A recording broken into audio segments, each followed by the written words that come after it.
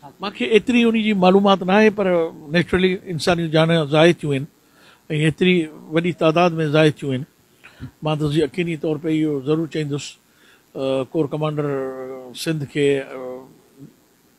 DG rangers खे, त उहे तहक़ीक़ात करनि त हक़ीक़त छा आहे ऐं अफ़वाहूं छा आहिनि उनखे, छाकाणि त एॾो सेंसिटिव मामिलो आहे त असांजी इस्टेब्लिशमेंट खे, आर्मी खे खपे त इन जी गैर जानिबदाराना तहक़ीक़ात करनि ऐं जेका वाकई ॾोहारी आहिनि उन्हनि खे उनजी सज़ा मिलणु खपे।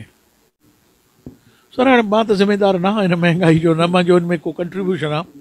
अलबत्ता मां इहो ज़रूरु चईंदुसि त हिन महांगाई जेकी मुंहिंजी पंहिंजी ज़िंदगी आहे ऐं जेतिरो अर्सो मुंहिंजी जेको उमिरि जे लिहाज़ सां, अहिड़ी महांगाई अहिड़ी मख़लूक में असां कॾहिं बि न ॾिठीसीं।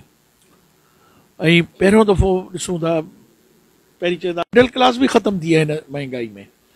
ऐं सभिनि खां पहिरियों कमु स्टेट जो इहो हूंदो आहे, हाकिम वक़्त जो इहो हूंदो आहे त अवाम खे कम से कम ॿ वक़्त जी मानी मिलणु खपे, जेकी ॾाढी ॾुखी थींदी थी वञे हर माण्हू जे लाइ। ऐं इंतिहाई जेको ग़रीब माण्हू आहे उहो मायूस थींदो थो वञे स्टेट खां। उहे क़ुवतूं जेके ताक़त रखनि थियूं इलेक्शन कराइण जूं न कराइण जूं, अगरि उहो को फ़ैसिलो करनि था त मां कुझु नथो चई सघां, पर इख़लाक़ी तौर ते उन्हनि खे इलेक्शन कराइणु खपे।